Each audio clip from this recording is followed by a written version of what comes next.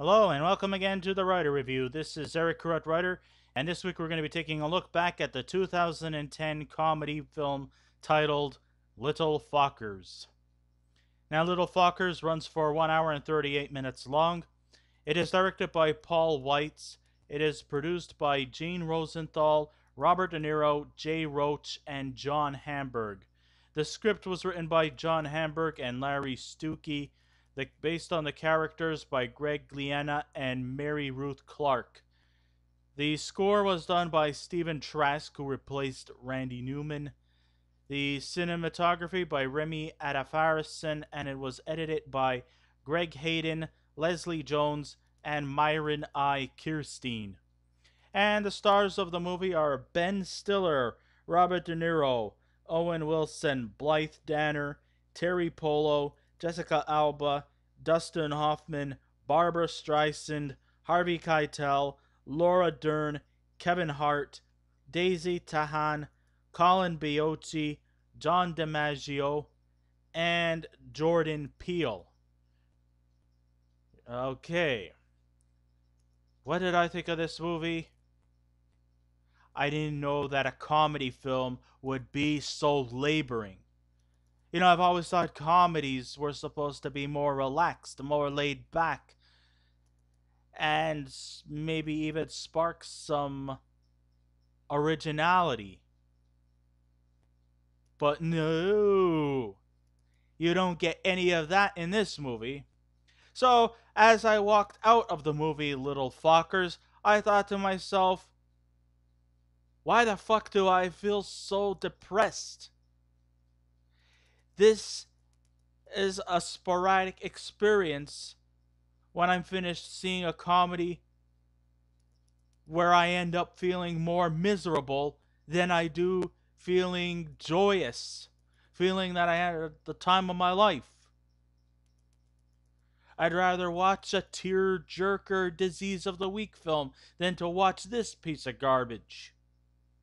I didn't always think that this movie was a piece of garbage when I saw the trailers, because I thought maybe we were going to have an original spin to the movie Little Fockers.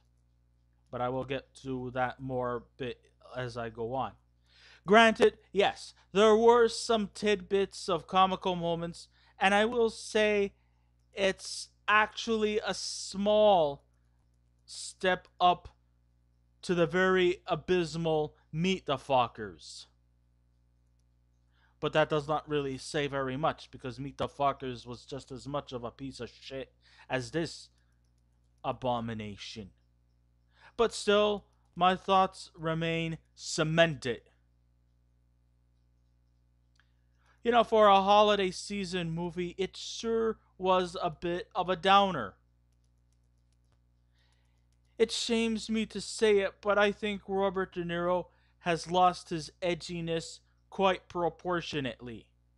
It shames me to say it, considered that Robert De Niro was at one time one of the greatest performers of all time. He literally could do no wrong in the movies that he's done in the 70s, the 80s, and even well going into the 90s. From Travis Bickle to Jimmy the Gent, from Max Cady to Jake LaMotta, he was once the undisputed king of cinema. Now, as an elderly person, he has lowered his standards to silly comedies, and though that may advance his versatility as a performer, it has worn out his welcome quite rapidly. We want to see him back to playing more harder, edgier roles than instead of this light-hearted piece of tripe.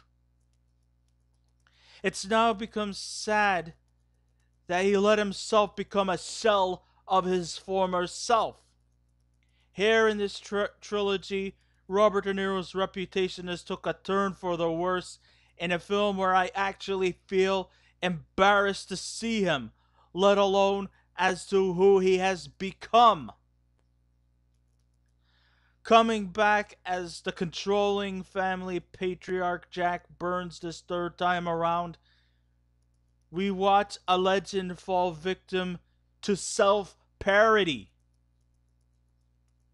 The worst part about it is that he embraces this moment as he also serves as one of the producers, like in the other two installments. It's like he's not even trying. What happened to you, Robbie? What happened? Let's bring back the old RDN that we once loved, that we once embraced. Let's see you come back as the hard-edged performer instead of just lowering your standards. Let's see you back in Academy Award-winning form again. We miss you. No more stupid comedies.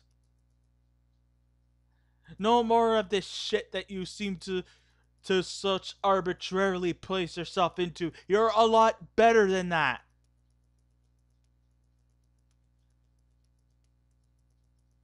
Come on, we miss you, Robert.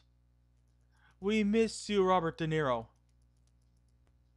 No more Jack Burns.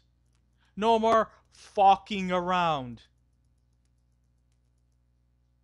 It's time to see you one more time. Where are you, Martin Scorsese? Where you can pick this guy up, put him in another movie. Maybe you can dig up Joe Pesci from his reclusive state. Maybe even bring in Harvey Keitel for good matter. Bring in Frank Vincent. Do another gangster movie like you were famous for, Robert De Niro, instead of these mushy comedies or depressing dramas. I want to see the Robert De Niro who does not fuck around with people who cross his path. We want to see more intensity we had once we had once seen you grace the screen for. No more Jack Burns. No more dirty grandpas. No more analyzing this, analyzing that, analyzing these, analyzing those. We miss you, man.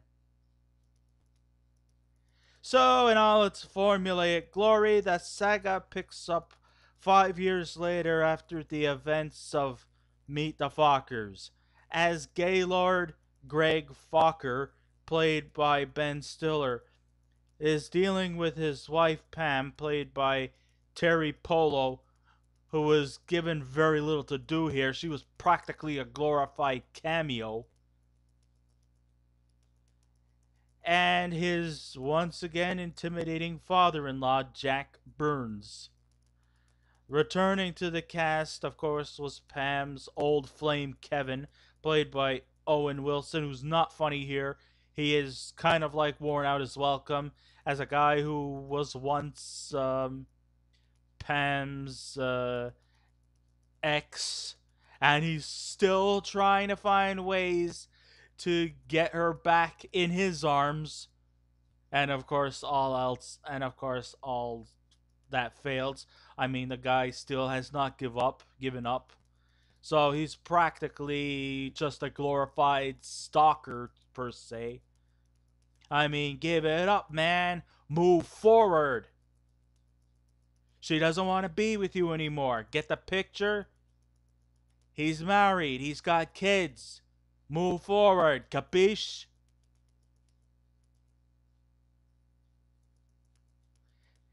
And then we have Jack's wife, Dina, played by Blythe. And of course, we have Greg's parents are back again, too. We have Bernie, played by Dustin Hoffman, who's only on sporadically. And Roz, played by Barbra Streisand, who's nothing more than just a glorified cameo. So like I said, the old gang's back now. He's married. He's got a couple of children. One of them, his name is Samantha, played by Daisy Tahan, and a son named Henry, played by Colin Baiocchi. Oh, isn't that nice? So, at first emphasis, I beginning to think maybe the emphasis is not going to be about Greg and Jack squabbling again. We thought at first maybe the emphasis was going to be on these two little motherfuckers. But not the case. New to the franchise is a pharmaceutical representative named Andy Garcia, played by Jessica Alba, who tries, of course, to convince and manipulate Greg into taking erectile medication called Sustango.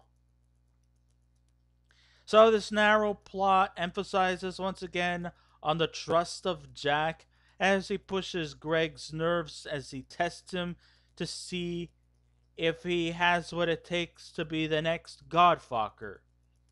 Alright, as you all know, Jack is getting old. He's getting on in age. He realizes that he's walking now on borrowed time. The once the almighty powerful Jack Burns, well, suddenly he had a mild heart attack. And he is hospitalized. And he has now a heart condition. So he realizes that he doesn't have much time left on this earth. So he needs to find a new successor to fill in the Burns Focker legacy. So once again, he is testing Jack to see if he is trustworthy again. Where did I hear that plot before? Yeah, to think. Oh yeah, that's right. The first two Meet the Parents Fockers installments. So once again, we're back to square one. So you know what? We're back to where we all started. It's like nothing has ever changed. And everything is back to where it all started.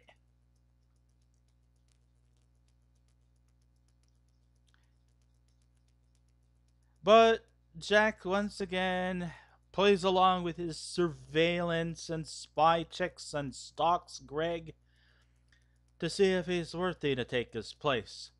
So Jack is upset, believing that Greg has been a little too friendly with Andy, which leads to an epic conflict between Jack and Greg. You see, Andy is using her powers of seduction to get Greg to take some medication to pump his penis. And Jack, of course, does not take this very well. And, of course, this conflict goes on and on. It's convoluted. It's predictable. It's tiresome. It's appalling. And to me, I think this movie should have never gotten the green light. And of course, what also pisses me off the most is that the movie was called Little Fockers. So I thought the emphasis was going to be on the kids.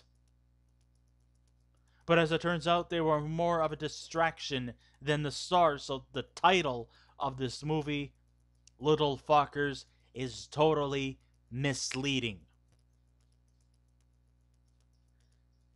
So, taking over the direction from Jay Roach is Paul Weitz, who does all he can to keep the humor intact, but the endless laugh fest was totally not to be. Your choice of humor may vary depending on your perspectives. I mean, everybody has likes or dislikes of humor. And it all depends on whether you like dry humor with clever lines or spontaneous laughter inclined moments are there, but it's few and far between. So when the dust settles, it's been bogged down to a film that has an absurd plot and it lacks in character development. So what makes Little Fockers uninspiring is the constant reminder that Greg's last name is familiar with a certain cute little four-letter word that we use when we inflict anger conversations. Okay, we get it already. So we got, and of course, Jessica Alba. She's the token new addition here, but she's really offered very little but to be seductive. And once again, we find her taking her clothes off. Now, I'm not going to say she's not sore on the eyes. She is quite the voluptuous figure. No. All kidding aside, especially her underwear scene. We wouldn't probably necessarily need Sustango to see her nice figure.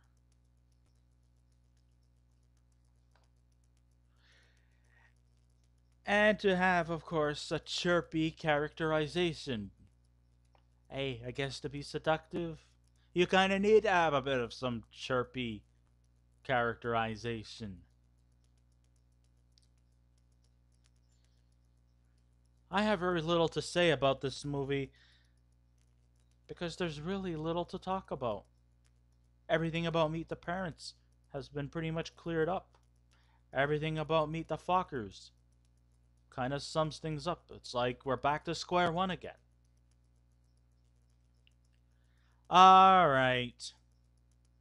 Sure, I guess nobody got hurt too much in the movie. And I guess maybe to some people they could pass this off as a guilty pleasure, with the familiar faces offering nothing new to the table. Sure, there are sexual innuendos aplenty, and I don't think it would be that threatening to older children who might find it amusing. I wouldn't recommend the young ones to see this movie because there is a lot of sexual based jokes. There's a lot of potty humor. Unless your kids actually enjoy that kind of stuff or realize that, hey, it's just a movie, it's fun, you only live once. But I would not recommend your young ones to see it, in spite of the title, in spite of the cover design, and in spite that this movie has a bit of some holiday cheer to go with it. But other than that, the other two sequels, which ended up making a nice, handsome profit, this movie had no other reason to be made that Universal can offer the ensemble a nice check for their efforts. This was just like the proverbial cow that was just milking in the money. I mean, hey, Meet the Parents and Meet the Fockers had a very successful box office rate. So, hey, throw in a third installment. But I was hoping we would see maybe some progression, some newness, some originality to the script. But it failed. And it fell flat on its face. This was a sequel that was not needed. This was an installment that could have easily been forgotten.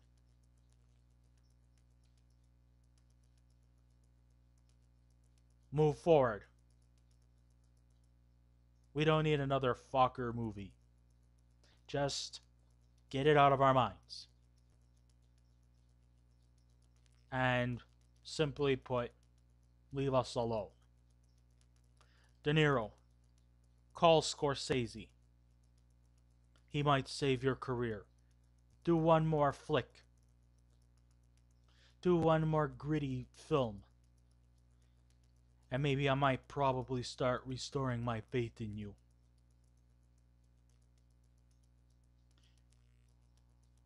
Sure, I guess it might be a payoff to the cast and crew, but to the viewers who paid to see an original twist to the franchise, this film was an unoriginal film filled with recycled jokes from its predecessors.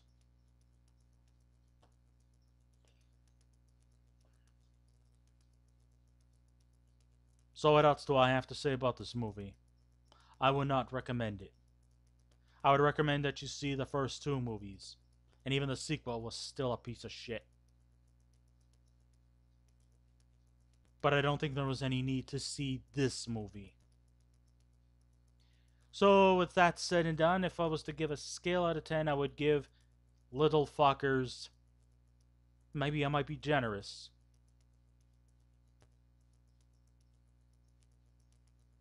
a 5.